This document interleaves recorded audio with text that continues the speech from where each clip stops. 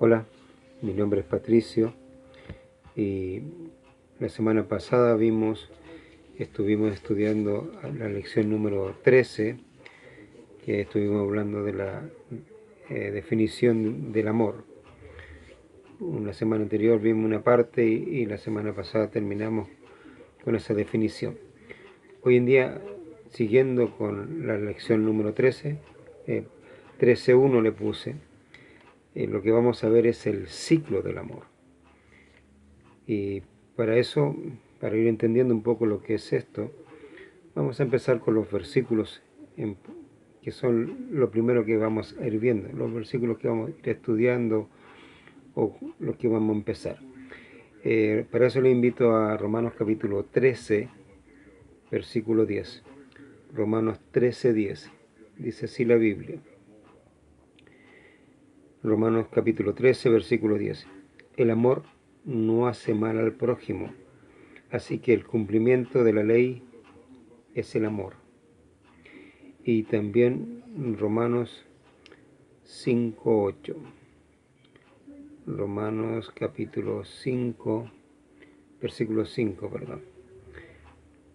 Romanos capítulo 5, versículo 5 dice: y la esperanza no avergüenza, porque el amor de Dios ha sido derramado en nuestros corazones por el Espíritu Santo que nos fue dado. Dice, y la esperanza no avergüenza, porque el amor de Dios ha sido derramado en nuestros corazones por el Espíritu Santo que nos fue dado. ¿Ya? Ahí tenemos dos versículos que nos están hablando acerca del amor. Uno de ellos dice que el amor no le hace mal al prójimo. El otro, que el amor de Dios fue derramado en nosotros por el Espíritu Santo, en nuestros corazones, por el Espíritu Santo que nos fue dado. ¿Ya? Y vamos a ir utilizando estos versículos, pero primero que todo vamos a tener una introducción para ver qué es lo que es el ciclo.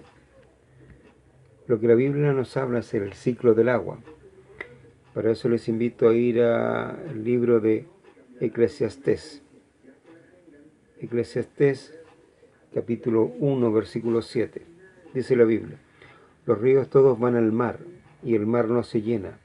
Al lugar de donde los ríos vinieron, allí vuelven para correr de nuevo. Dice que los ríos todos van al mar, y el mar no se llena. Al lugar donde los ríos vinieron, allí vuelven a correr de nuevo. Esto nos habla de una cosa muy simple, que es el ciclo del agua. Aquí no le habla, no dice que el agua se evapora, va hacia las nubes la llevan hacia la tierra, la dejan caer, la derraman a la tierra, si se puede decirlo así. Ahí otra vez lleva hacia la cordillera donde cae aguanieve, se transforman luego en los famosos ríos que van al mar. Y va el ciclo. Y ese es el ciclo que se va cumpliendo. Y un poco eso es lo que vamos a analizar. En cuanto al agua, por ejemplo, tenemos que la Escritura nos enseña a hablar del ciclo del agua. Primero, la fuente del agua es el mar. El mar es donde se evapora y se convierten en nubes, y estas nubes van y derraman esta agua a la tierra. ¿Ya? La fuente del agua es el mar. Luego tenemos los ríos que van a la fuente. El río tiene un inicio, que es la cordillera, donde es derramada, digámoslo así, el agua, y este río va a la fuente, que es el mar, para nuevamente volver al ciclo. Tenemos el tercero, el agua del mar se evapora y se convierte en nubes, las cuales derraman el agua en la tierra. Eso un poco lo dijimos, ¿ya? Y 5. Hay un proceso que se hace en las nubes. Cuando el agua salina, o el agua del mar se evapora, en la nube se convierte en agua dulce. Hay un proceso que también los israelitas lo entendieron y crearon máquinas para cambiar lo salino del agua del mar y convertirla en agua potable, en agua dulce. Dios lo hizo de un principio, este ciclo de convertir el agua salina en agua dulce. En un cierto sentido, vemos un proceso. Primero, tenemos el ciclo, tenemos la fuente, que es la fuente del agua, que es el mar. Los ríos, que todos van hacia la fuente.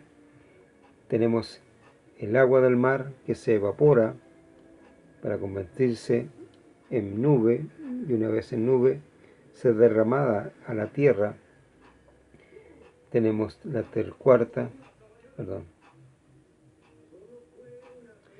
cuarta dice,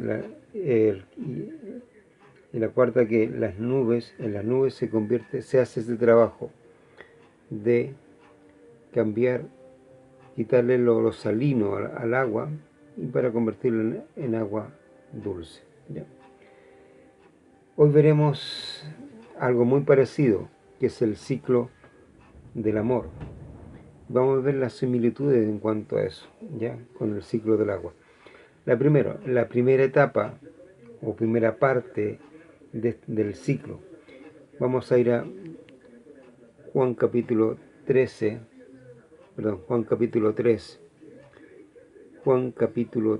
versículo 16.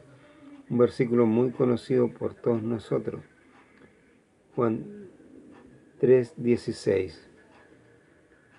Dice así la Escritura: porque de tal manera amó Dios al mundo, que ha dado a su Hijo unigénito, para que todo aquel que en Él cree no se pierda, mas tenga vida eterna. Romanos 5:8, hablando acerca del mismo punto, dice: mas Dios muestra su amor para con nosotros, en que siendo aún pecadores, Cristo murió por nosotros. Y Romanos 13:10, que lo leímos, hablando que el amor no hace mal al prójimo, sino que el cumplimiento de la ley es el amor, ¿ya? Por lo tanto, el amor no hace mal al prójimo. En base a estos 3 versículos vamos a ir viendo esta primera etapa o la primera parte de este ciclo, ¿ya? Lo primero, la fuente. En el ciclo del agua sabemos que el mar es la fuente del agua, ¿ya? En el ciclo del amor, la fuente es Dios. Dios es la fuente del amor. El amor no nos nace a nosotros por nacer.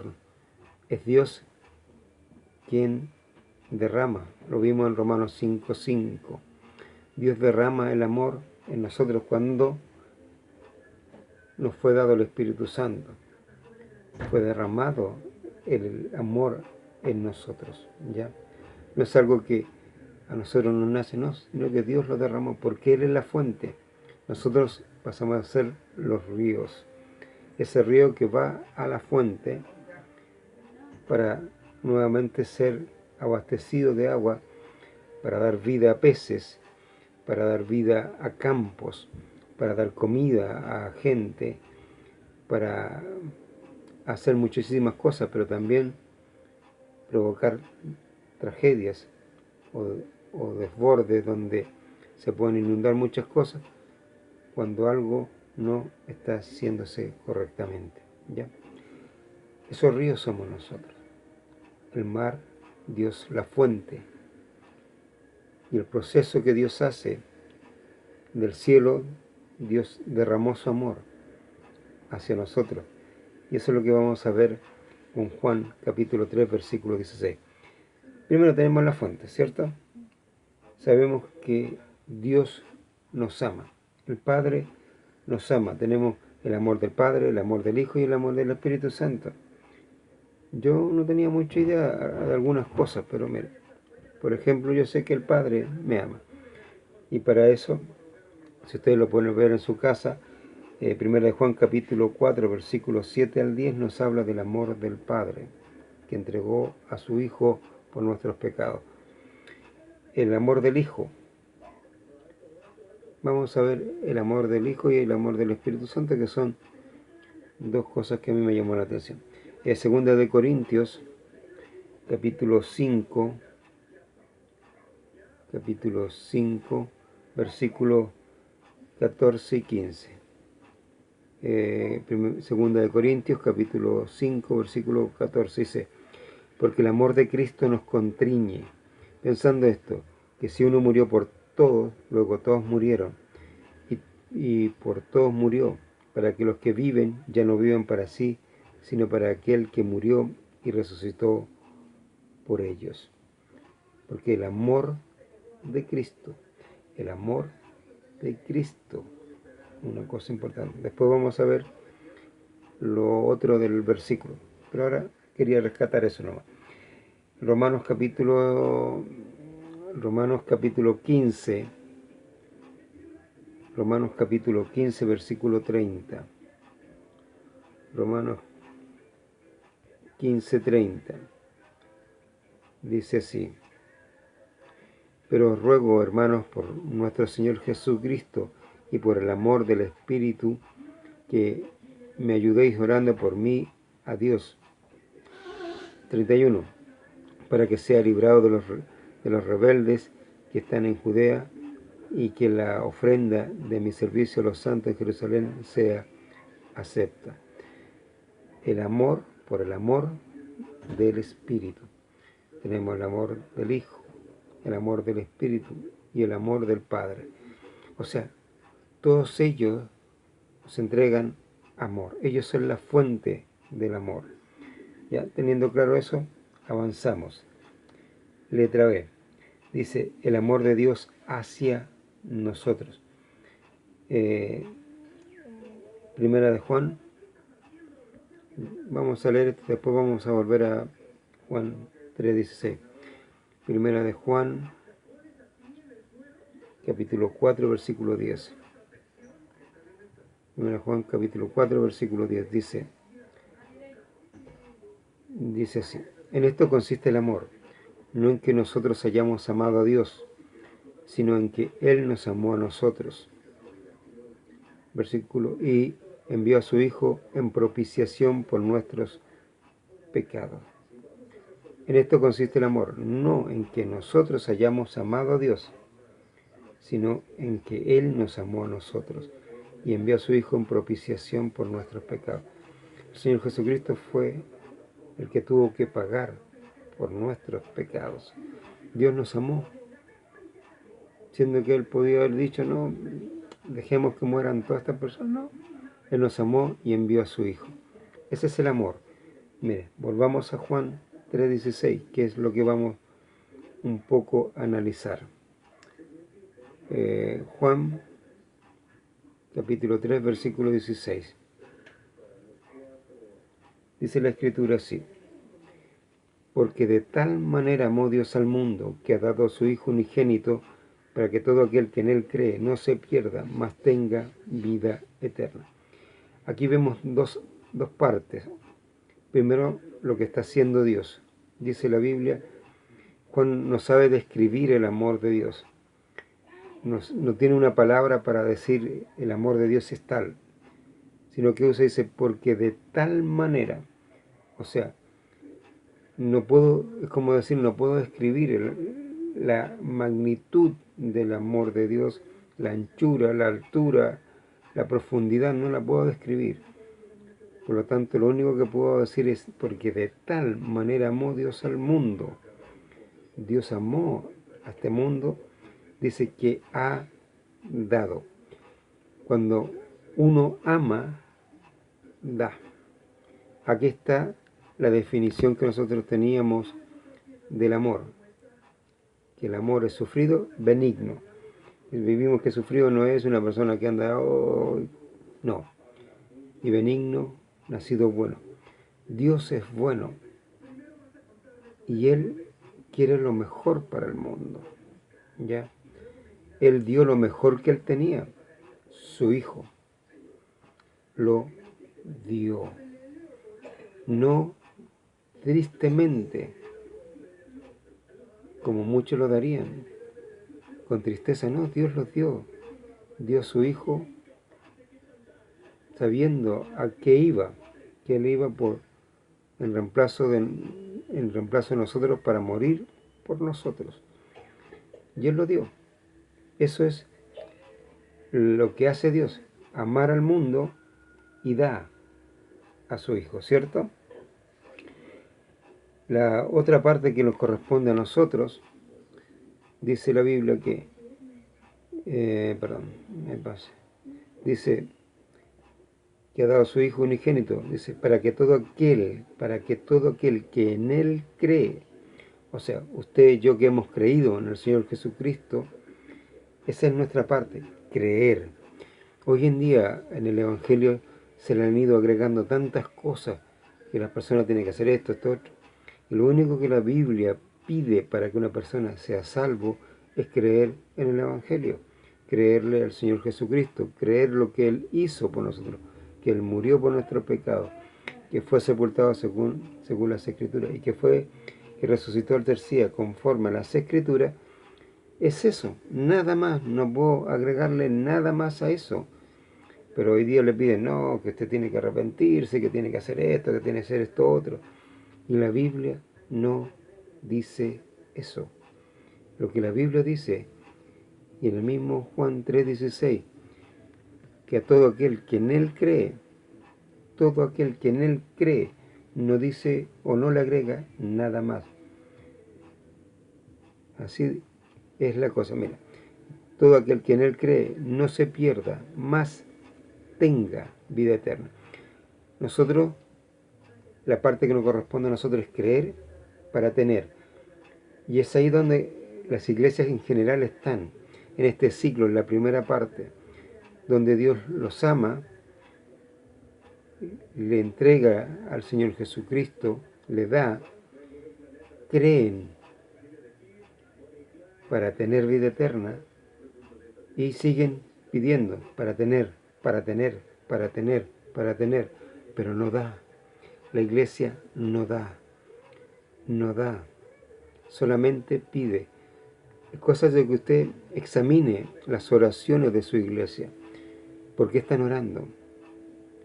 Por la enfermedad de fulano, por la necesidad del trabajo para otro fulano, porque el hermano acá necesita inteligencia por una cosa. Y son solamente necesidades, necesidades, necesidades. Se está pidiendo por eso. Pero ¿cuántas personas en la iglesia están pidiendo orar para ser instrumento del Espíritu Santo? ¿Por cuánta gente está orando la iglesia para que sean instrumentos, para que Dios los llame al ministerio, alguno de ellos? No hay, ¿cierto? Y nos ponemos un poco espiritual en cuanto a la oración y decimos, no, pero es que nuestra iglesia está orando por salvación para esta persona, para esta. Ese trabajo del Espíritu Santo, ese no es mi trabajo. Mi trabajo no es orar por esas personas, porque Dios sabe quién se va a salvar.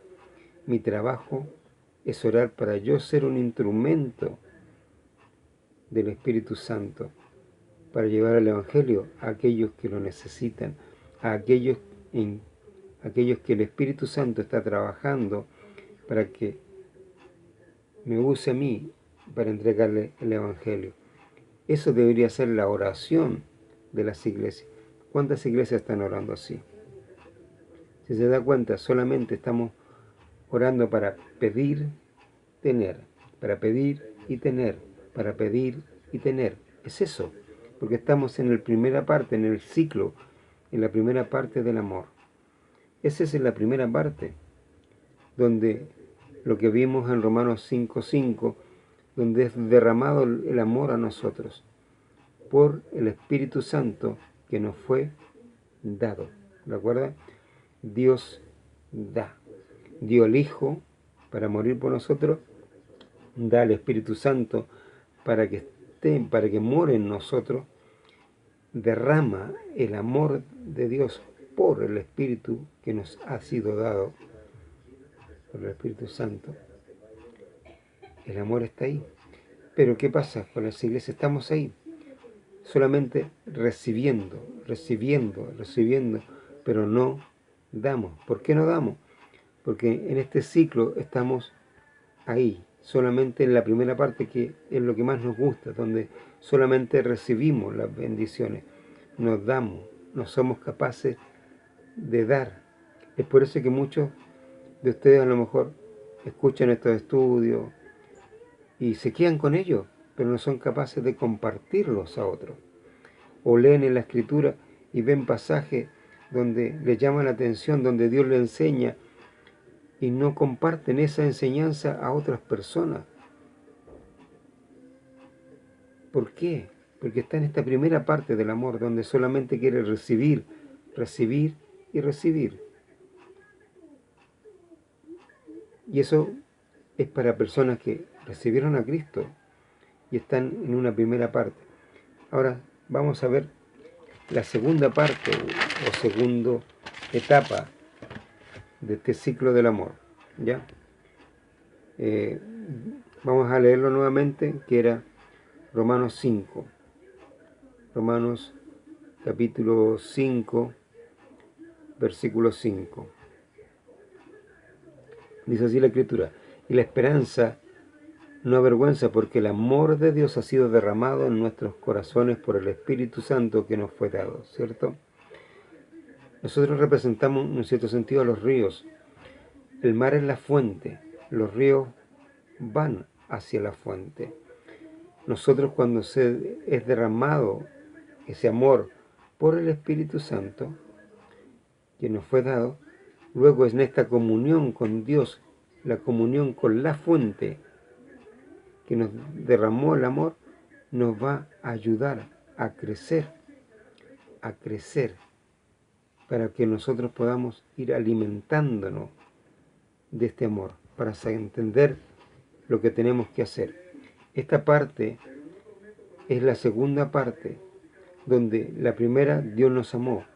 Ahora yo amo a Dios. ¿Ya? Letra A, dice: el que tiene amor de Dios guarda sus mandamientos. Mira, Juan capítulo 14. Juan capítulo 14. Esta es la segunda parte, donde nosotros amamos a Dios. En la primera parte, primera etapa, Dios nos ama a nosotros. Yo no me metí mucho ahí porque es algo que se predica constantemente en las iglesias. Del amor de Dios hacia nosotros, más o menos ya usted lo sabe. Dios nos amó a nosotros. Ahora, la segunda parte de este ciclo es: yo amo a Dios. ¿Ama usted a Dios? Decirlo es fácil, pero veamos lo que dice la Biblia en cuanto al que realmente ama a Dios. Juan capítulo 14, versículo 15. Juan 14, 15 dice: si me amáis, guardad mis mandamientos. Si me amáis, guardad mis mandamientos. Eso es lo que dice la Escritura. Si yo amo a Dios, ¿qué hago? Guardo los mandamientos.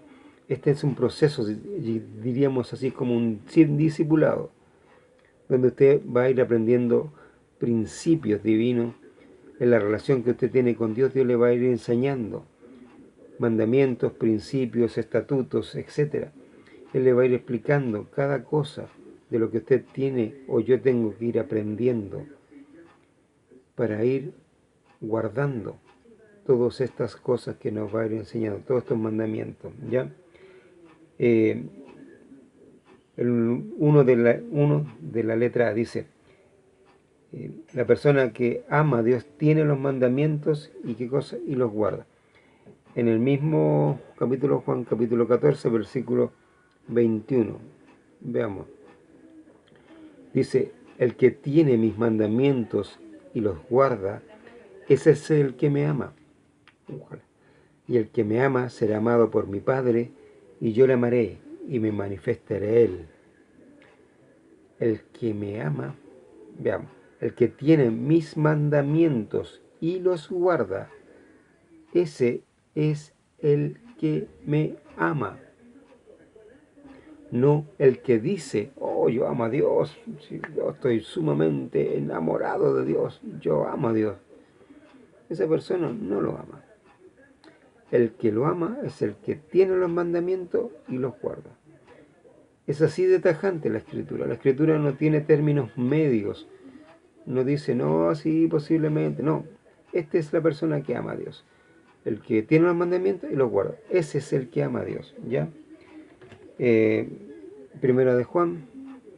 Vamos a ir a ver otro versículo. Primera de Juan, capítulo 2, versículo 5. Primera de Juan, capítulo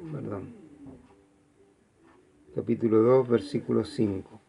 Dice, pero el que guarda su palabra, en este verdaderamente el amor de Dios se ha perfeccionado.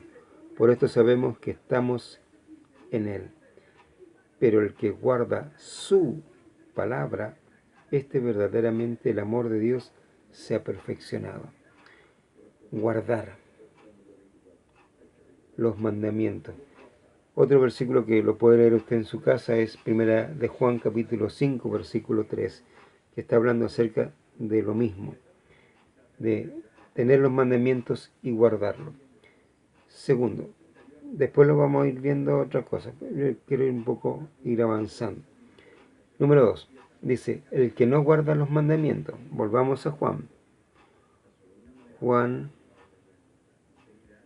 capítulo 14, versículo 24. El que no guarda los mandamientos. 14, 24 de Juan. Dice así, el que no me ama, no guarda mis palabras, y las palabras que habéis oído no son mías, no es mía, sino del Padre que me envió. El que no me ama, no guarda mis palabras, y las palabras que habéis oído no es mía, sino del Padre que me envió. El que no me ama, no guarda mi palabra. Eso es lo que dice el Señor Jesucristo.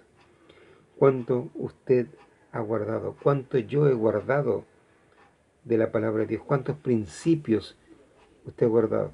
¿Sabe que usted muchos de los principios que tiene no son de Dios, sino son de los hombres? Los hombres nos han enseñado a nosotros principios que no son bíblicos. Nosotros pensamos que son, pero no son bíblicos. Vea cada principio, analice su vida en base a los principios, en base a lo que usted cree, o lo que piensa, lo que hace, cómo actúa, y analícelo por la Escritura y vea de dónde provienen. Y se va a dar cuenta que muchos principios que tiene en su vida no están en la Escritura, no son de la Escritura, porque Dios no ha dicho eso. Cuando yo entiendo, por ejemplo, quién es Dios, por los principios que Él me enseña, por ejemplo, su santidad, su amor, que Él es todopoderoso, omnipotente, omnisciente y muchas otras cosas más, yo voy entendiendo, y es en base a esa relación, mi vida cambia. No es que me cambie, o sea, mi vida se transforma, no cambia, se transforma. Y eso lo va produciendo Dios a través de esta relación, a través de la entrega de mandamientos, de principios a nuestra vida. Y eso va a nosotros, nos va produciendo un molde. Nuestro molde ya está hecho, que es el Señor Jesucristo. Por lo tanto, nosotros vamos metiéndonos en ese molde para que empecemos a pensar, a vivir, a hablar como el Señor Jesucristo. Así como los discípulos lo hacían, así como Pedro lo hacía, que decían que su lenguaje era parecido o era igual al del Señor Jesucristo. Así debiera ser nuestro lenguaje, así debiéramos pensar, hablar, vivir en base a los principios que la Escritura nos ha dado. Pero si se da cuenta, muchos de los principios que usted tiene no son bíblicos, nos vienen de la Biblia, vienen de los hombres.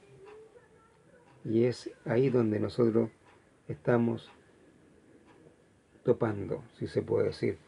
Y ahí donde se cumple este pasaje que dice, el que no me ama, no guarda mis mandamientos. Usted puede ser un hijo de Dios, y eso no va a cambiarlo, pero usted no está amando a Dios. Si usted no ama a Dios, no va a guardar su palabra. Simple y sencillamente, ¿ya? Hay otro grupo de personas, y ahí es donde yo tendría que entrar a preocuparme. Miren, veamos Juan. Juan capítulo 5. Juan capítulo 5, versículo 42. Que tengo por lo mismo de examinar mi vida. Yo no le estoy poniendo dudas si eso es salvo o no es salvo.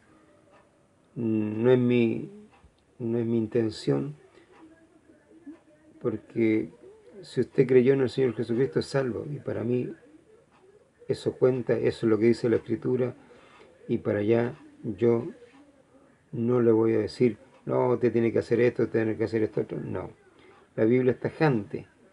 Usted, si creyó en el Señor Jesucristo, creyó en el Evangelio, es salvo, punto, se acabó.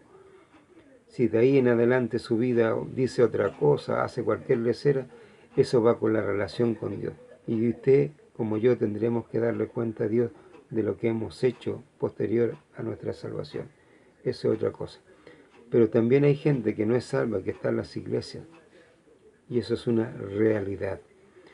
Porque las iglesias, como no está dando, solamente recibiendo, está como con los ojos cubiertos y no ve que entra gente que no son salvas y que porque vienen continuamente les siguen llamando hermanos y no son hermanos.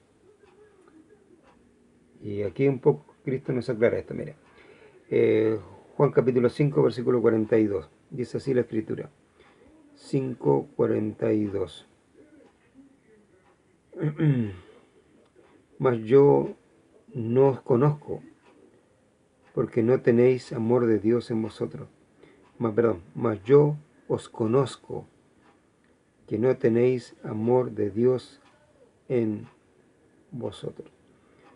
La Biblia, el Señor Jesucristo hablándole a los escribas y a todos estos grupos, Él le dice, mas yo os conozco, que no tenéis amor de Dios en vosotros. ¿Qué le estaba diciendo el Señor Jesucristo en pocas palabras?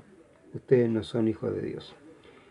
Eso, porque un hijo de Dios, lo vimos, Romanos 5:5, le es derramado el amor a su vida por el Espíritu Santo que nos fue dado, ¿cierto? Así lo dice la Biblia. Por lo tanto, un hijo de Dios tiene amor. El problema es que no está dejando que el amor esté trabajando en su vida. Es otra cosa. Pero hay personas que están en las iglesias y no son hijos de Dios. No porque ellos no quieran serlos, sino porque las iglesias están, en un cierto sentido, cegadas y no están mirando la necesidad de la gente, no están viendo eso, porque están preocupadas de sí mismas, de tener y tener. Es por eso que, si ustedes ven, las iglesias solamente están buscando tener, no están buscando dar. Cuando se les dice dar, por ejemplo, en las iglesias a veces les dicen, vamos a ir a evangelizar, algo que se puede hacer. Generalmente de 100 miembros que tenga esa iglesia, llegan 5, 6 como máximo, a veces menos. ¿Y qué pasó con los demás? Si todos aman a Dios.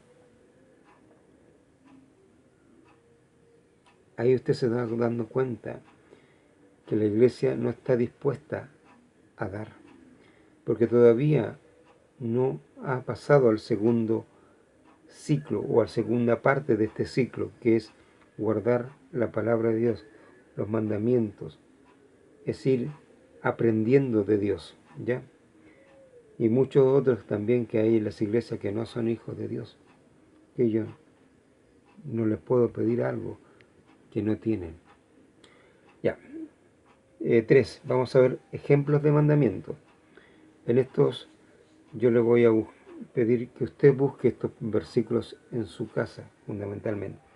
Primero, amar a mis hermanos. Está en Juan capítulo 13, versículo 34. Cristo les da y dice, les doy un nuevo mandamiento, que os améis los unos a los otros, ¿cierto? Eso está en Juan 13, 34, Juan 15, 12 y 17, y primera de Juan capítulo 3, versículo 11. Repito, Juan capítulo 13, versículo 34, Juan 15, 12 y 17, y primera de Juan capítulo 3, versículo 11.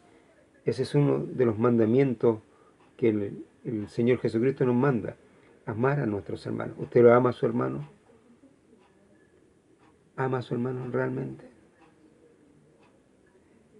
Es tan así que si yo amo a mi hermano, estoy dispuesto a dar mi vida por mi hermano. Eso no está hablando de morir por mi hermano, porque es fácil morir. La Biblia no está hablando de morir, sino que de dar. ¿Qué significa eso? Dar. Estando vivo, yo vivir para mi hermano. Complejo, ¿cierto? No es tan fácil, no es una cosa así. Recuerden la iglesia de los Hechos. Tenían ellos todo en común, estaban unidos, tenían todo en común, perseveraban en la doctrina de los apóstoles, etc. ¿Cómo usaba Dios a esa iglesia? Espectacularmente. ¿Por qué? Porque ellos se amaban los unos a los otros. Guardaban los mandamientos del Señor Jesucristo. Había preocupación de entre ellos. Santiago da un ejemplo, y me parece que también Juan dan un ejemplo que dice, si por ejemplo un hermano viene a ti y no tiene nada, y tú le dices, que Dios te bendiga, chao hermano, yo voy a orar por ti, y tú teniendo, no le das a tu hermano,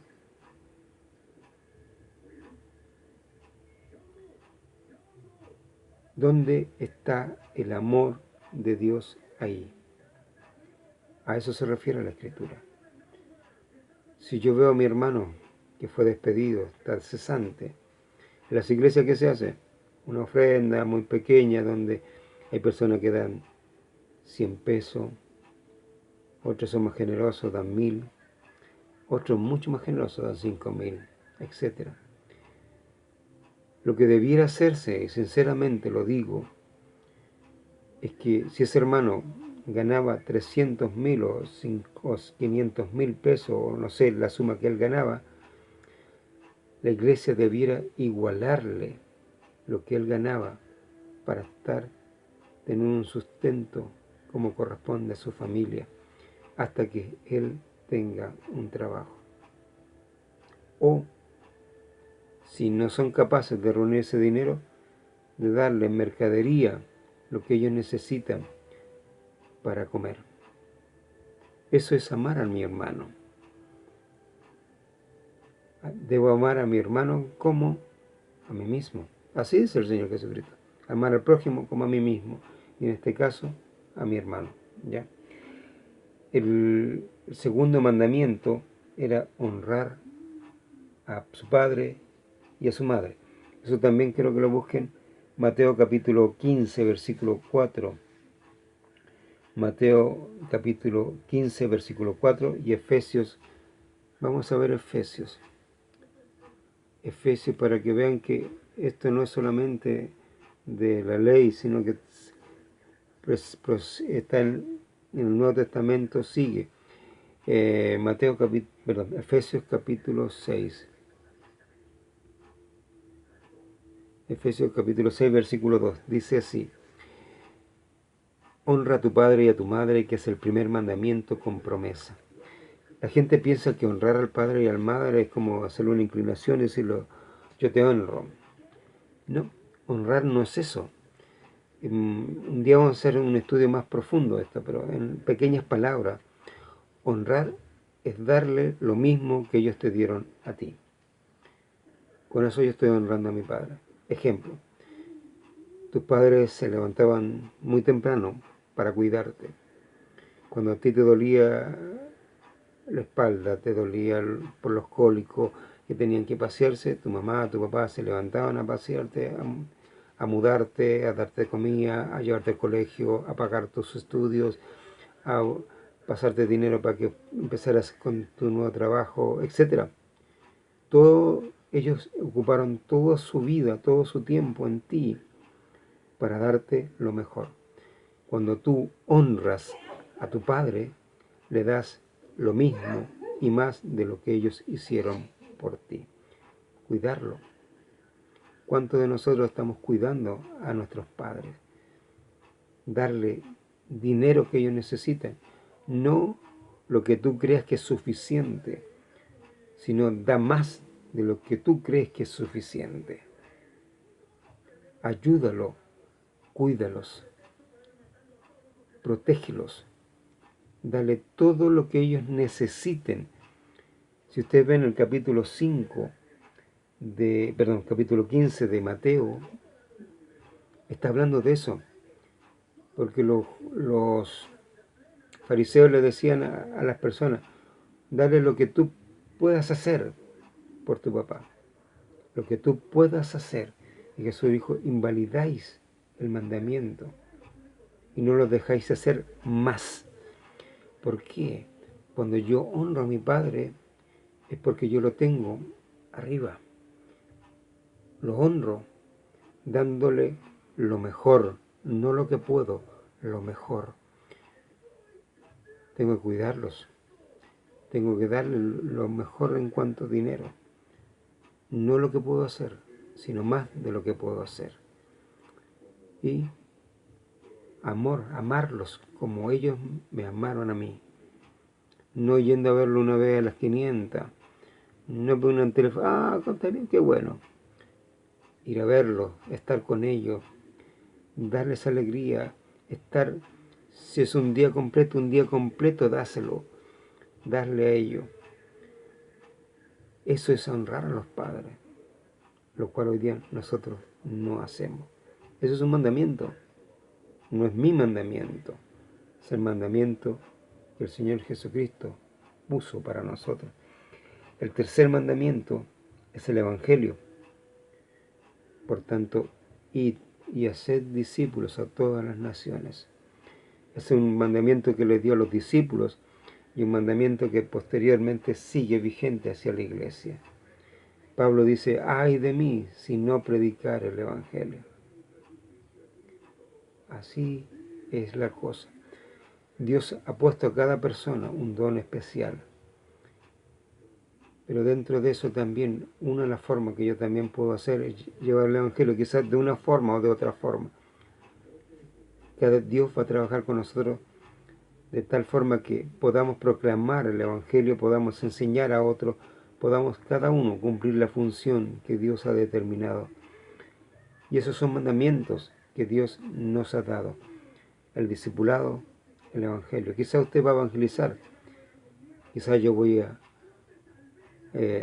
regar, otro va a plantar. El crecimiento es el que lo da Dios. ¿Ya? Letra B. ¿Cómo se guardan los mandamientos? Y para eso, primero que todo, tengo que entender las Escrituras. Vamos a Hechos. Hechos capítulo 8. Hechos capítulo 8, versículos 30 y 31. Hechos capítulo 8, versículos 30 y 31. Dice la Escritura así. Acudiendo Felipe, le oyó que leía el profeta Isaías y le dijo, ¿pero entiendes lo que lees? Él le dijo, ¿y cómo podré, si alguno no me enseñare? Y rogó a Felipe que subiese a él y se sentare con él. ¿Ya? Este pasaje lo vamos a estudiar la próxima semana y también ahí vamos a ver esto más detalladamente acerca de guardar la Escritura. Nos queda guardar y la tercera etapa del ciclo, ¿ya? Estudien este capítulo 8. Está hablando acerca del etíope. Yo quiero un poco, porque vamos a empezar del 30 en adelante a estudiarlo. Pero si ustedes se dan cuenta, este etíope fue a Jerusalén, porque él había venido de Jerusalén, dice, había venido a Jerusalén para adorar. Y volvía sentado en su carro leyendo el profeta Isaías. O sea, fue al templo. Le dieron un rollo, él venía leyendo un rollo. ¿Qué sucedió con esta persona? Entró al templo, escuchó la enseñanza, le llamó la atención, por eso compró el rollo, y venía leyendo, pero nadie le explicó esa enseñanza. Ni siquiera el que enseñó ese día supo explicar este pasaje. Eso es una radiografía de las iglesias en la actualidad. Mucha gente va a la iglesia y sale de ahí igual como llegó. Incrédulos que van buscando, no por necesidad propia, sino porque Dios ha puesto que vayan a la iglesia a escuchar la palabra de Dios. Escucharon, pero nadie le explicó lo que decía el pasaje. Nosotros vamos a tratar de explicarle a usted para que usted entienda. Porque mucha gente en las iglesias, también hijos de Dios, van a las iglesias, escuchan una enseñanza, predicación que no se les explica correctamente, se van a su casa. ¿Cómo llegaron? Sin entender absolutamente nada. Piensa así, muchos incrédulos se van a su casa. Mucha gente que, sinceramente, Dios lo puso ahí para que alguien le explicara la Escritura y nadie fue capaz de hacerlo. ¿Qué hace Dios? Busca a otra persona fuera de esa iglesia para llevarle el Evangelio a alguien que tenía toda la oportunidad de haberse entregado a Cristo en ese templo. Pero nadie en ese templo estaba dispuesto o preparado para dar, porque todos estaban preocupados solamente de tener. Pero había un Felipe que estaba dispuesto a dar. Y él dijo, aquí estoy.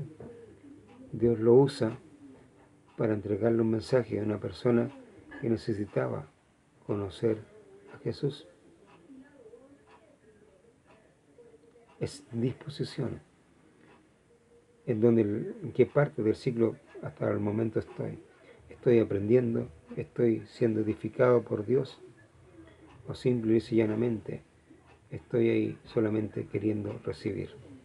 La próxima semana vamos a tomar este punto porque nos vamos a dedicar de lleno a entender la Escritura, lo que es entender para guardar y cómo el amor usa esto.